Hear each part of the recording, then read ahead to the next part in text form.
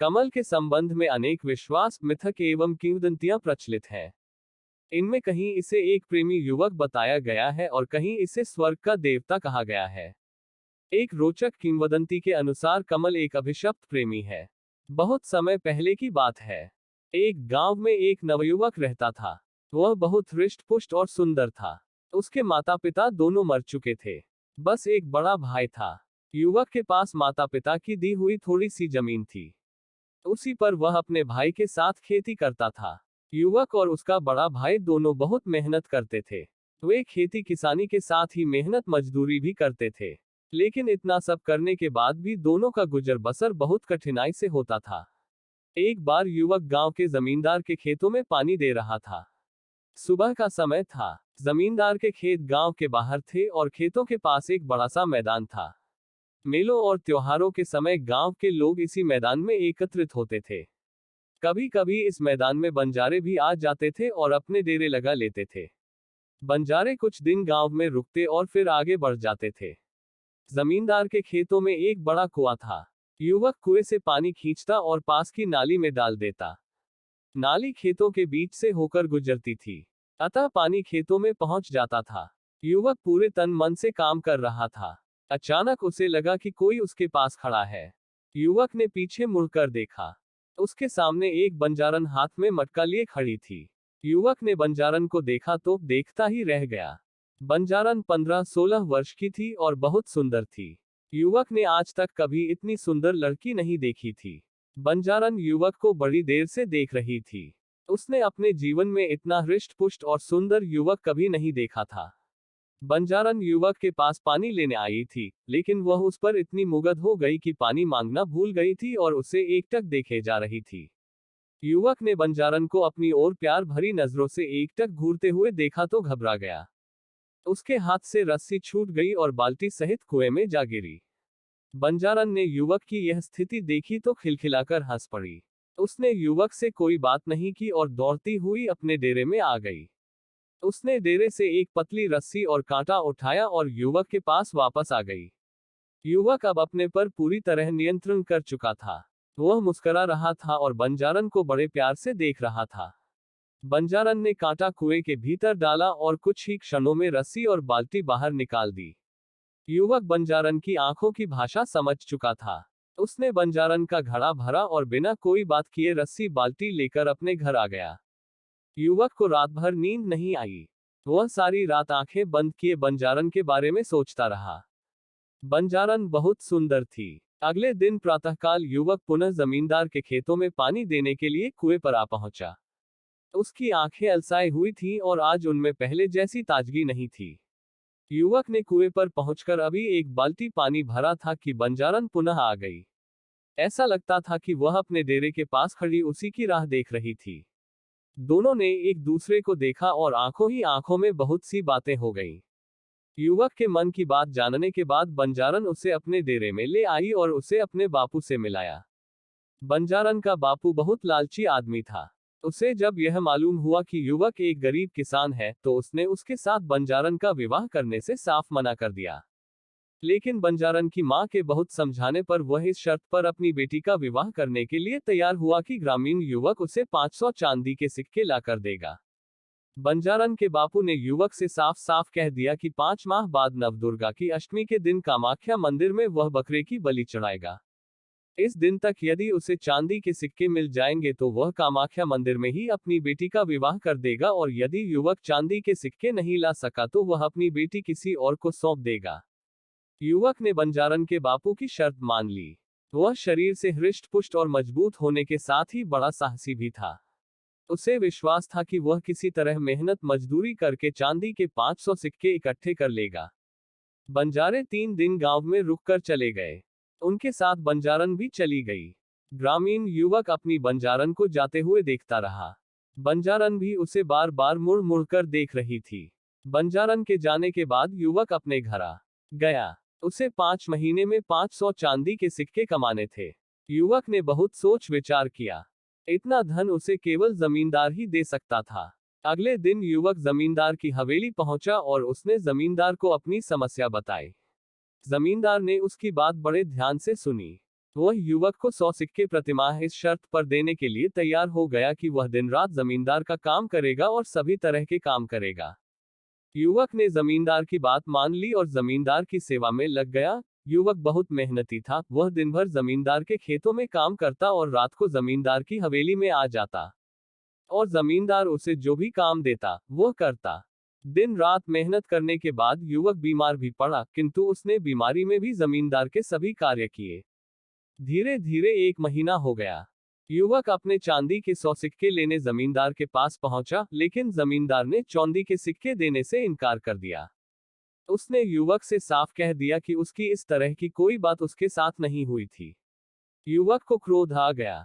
उसने जमींदार को बहुत बुरा भलना कहा और उसे उठाकर पत्थर की एक चट्टान पर पटक दिया।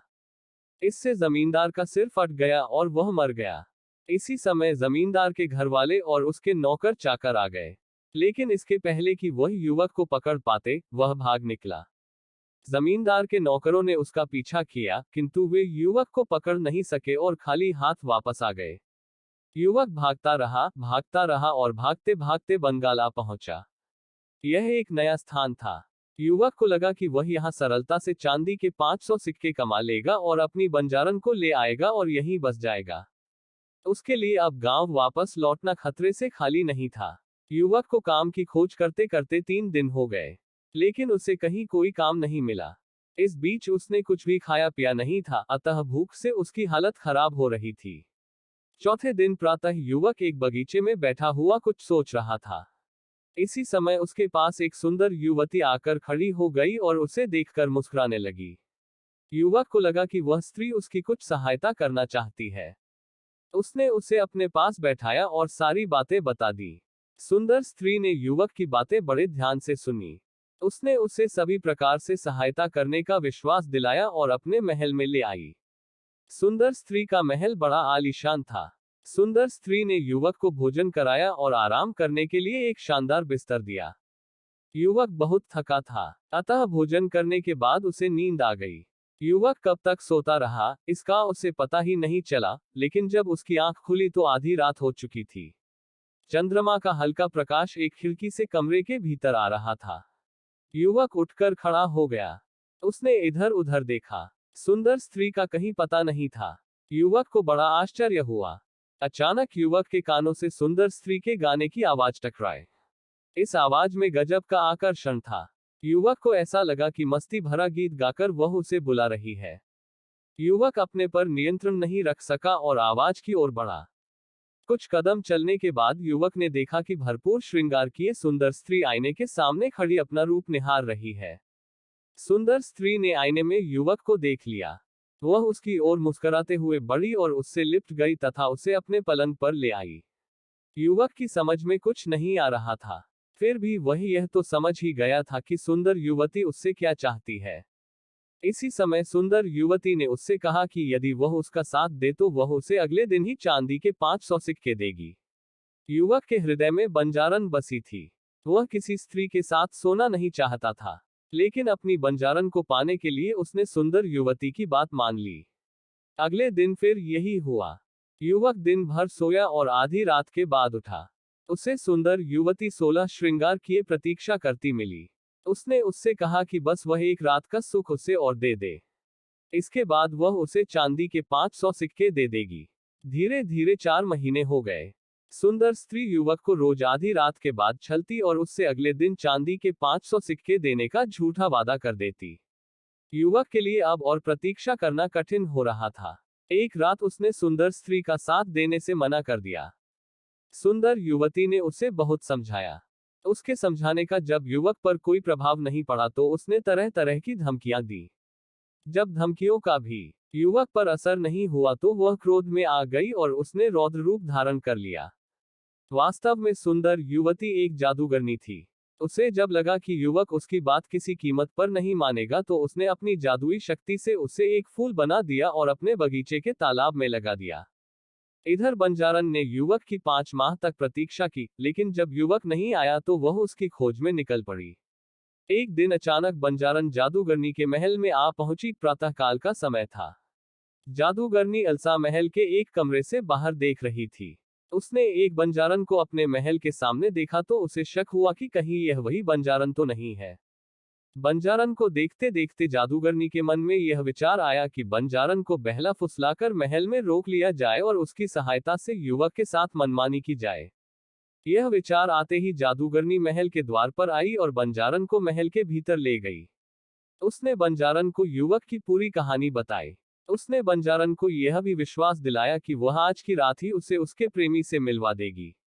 लेकिन उसने उसे यह नहीं बताया कि उसने युवक को कमल का फूल बनाकर बगीचे के तालाब में लगा दिया है।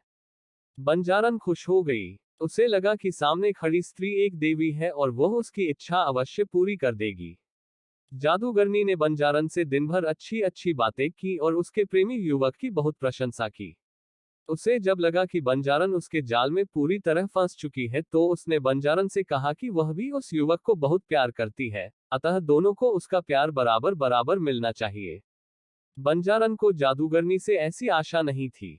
वह सब कुछ बांट सकती थी, लेकिन अपना प्यार नहीं बांट सकती थी। वह अपना प्यार पाने के लिए ही अपना घर बार छोड़कर आई थी।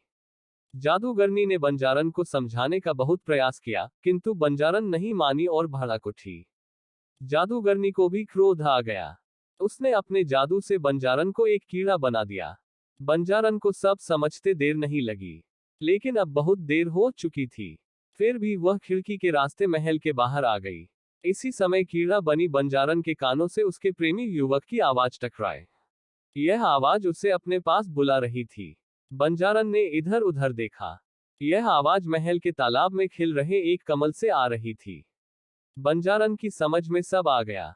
जादूगरनी ने उसके प्रेमी को कमल बना दिया था। वह तेजी से कमल के पास पहुंची और उसमें समा गई। इसी समय खिला हुआ कमल बंद हो गया। जादूगरनी बहुत क्रोध में थी। वह कीड़ा बनी बंजारन को ढूंढते ढूंढते बगीचे के तालाब तक आ गई, लेकिन उसे वह नहीं मिली।